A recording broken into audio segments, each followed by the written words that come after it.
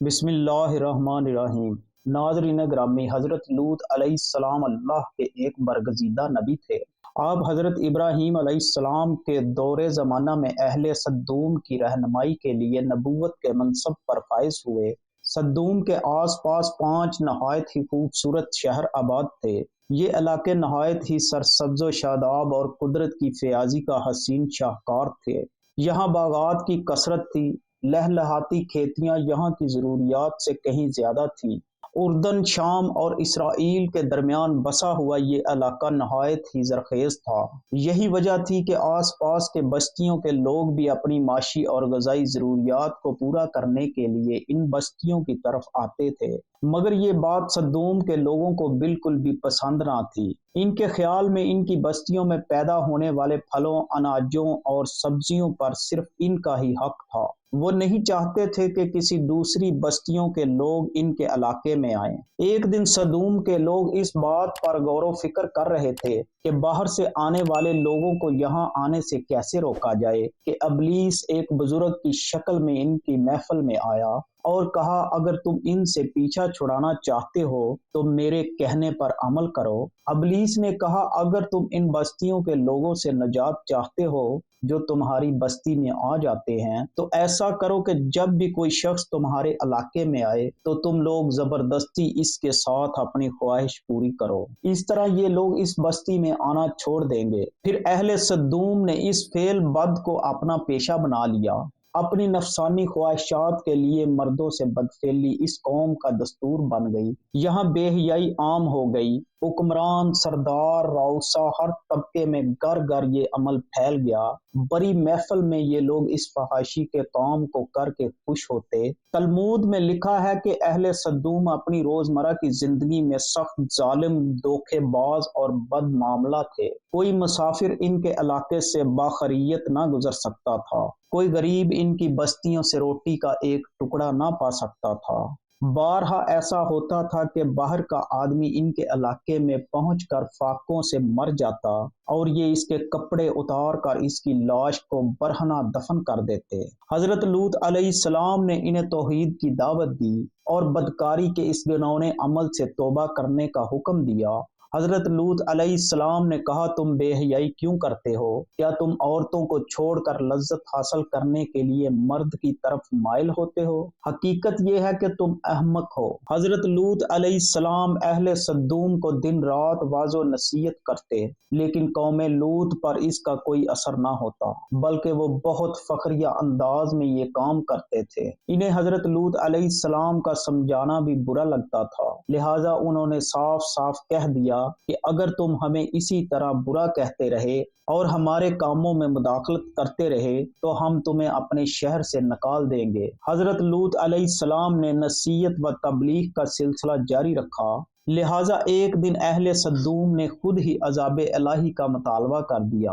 اللہ تبارک و تعالیٰ نے اب تک ان کے اس بدترین فحاشی اور بدکاری کو ڈیل دے رکھی تھی، لیکن جب انہوں نے حضرت لوط علیہ السلام سے ایک دن کہا کہ اگر تم سچے ہو تو ہم پر عذاب لے آؤ، لہٰذا ان پر عذاب الہی کا فیصلہ ہو گیا۔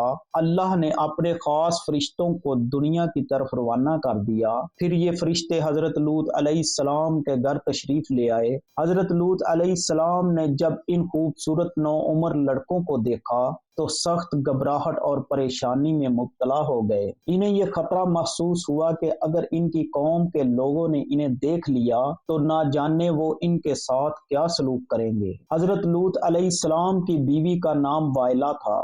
اس نے آپ پر ایمان نہ لایا تھا اور وہ دراصل منافقہ تھی جو کافروں کے ساتھ تھی، لہٰذا اس نے جا کر اہل سدوم کو یہ خبر دے دی کہ لوط کے گھر نوجوان لڑکے مہمان ٹھہرے ہوئے ہیں۔ یہ سن کر بستی والے دوڑتے ہوئے حضرت لوط علیہ السلام کے گھر پہنچے۔ حضرت لوط علیہ السلام نے کہا، اے قوم، یہ جو میری قوم کی لڑکیاں ہیں یہ تمہارے لیے جائز اور پاک ہیں۔ اللہ سے ڈرو اور مجھے میرے مہمانوں کے سامنے رسوا نہ کرو۔ کیا تم میں سے کوئی بھی شائستہ آدمی نہیں؟ حضرت لوط علیہ السلام کی بات سن کر وہ لوگ بولے، تم بخوبی واقف ہو کہ ہمیں تمہاری بیٹیوں سے کوئی حاجت نہیں، اور جو ہماری اصل چاہت ہے اس سے تم بھی واقف ہو۔ حضرت لوط علیہ السلام نے گھر کے دروازے بند کر دیے اور ان نوجوانوں کو ایک کمرے میں چھپا دیا۔ ان بدکار لوگوں نے آپ کے گھر کا گھیراؤ کیا ہوا تھا اور ان میں سے کچھ گھر کی دیوار پر چڑھنے کی کوشش کر رہے تھے۔ حضرت لوط علیہ السلام اپنے مہمانوں کی عزت کے خیال سے بہت زیادہ گھبرائے ہوئے تھے۔ فرشتے یہ سب منظر دیکھ رہے تھے۔ جب انہوں نے حضرت لوط علیہ السلام کی بے بسی اور پریشانی کا یہ عالم دیکھا تو حقیقت سے پردہ اٹھاتے ہوئے یوں فرمایا، اے لوط، ہم تمہارے رب کے بھیجے ہوئے فرشتے ہیں۔ یہ لوگ ہرگز تم تک نہیں پہنچ سکیں گے۔ ابھی کچھ رات باقی ہے تو تم اپنے گھر والوں کو لے کر چل دو اور تم میں سے کوئی شخص پیچھے مڑ کر نہ دیکھے۔ اہل سدوم حضرت لوط علیہ السلام کے گھر کا دروازہ توڑنے پر آ گئے، لہٰذا جبرائیل علیہ السلام نے گھر سے باہر نکل کر اپنے پر کا ایک کونا انہیں مارا، جس سے ان سب کی آنکھوں کے ڈیلے باہر نکل آئے اور بصارت زائل ہو گئی۔ یہ خاص عذاب ان لوگوں کو پہنچا جو حضرت لوط علیہ السلام کے پاس بدنیتی سے آئے تھے۔ حضرت لوط علیہ السلام حقیقت حال جان کر مطمئن ہو گئے اور اپنے گھر والوں کے ساتھ رات ہی کو نکل کھڑے ہوئے۔ اس وقت ان کی بیوی بھی ان کے ساتھ تھی، لیکن کچھ دور جا کر وہ واپس اپنی قوم کی طرف پلٹ گئی اور قوم کے ساتھ جہنم رسید ہو گئی۔ صبح کا آغاز ہوا تو اللہ کے حکم سے حضرت جبرائیل علیہ السلام نے بستی کو اپنے پر سے اکھاڑ دیا اور پھر اپنے بازو پر رکھ کر آسمان پر چڑھ گئے، یہاں تک کہ آسمان والوں نے بستی کے کتوں کے بھونکنے اور مرغوں کے بولنے کی آوازیں سنی۔ پھر اس بستی کو زمین پر دے مارا، جس کے بعد ان پر پتھروں کی بارش ہوئی۔ جب یہ پتھر ان کو لگتے تو سر پاش پاش ہو جاتے۔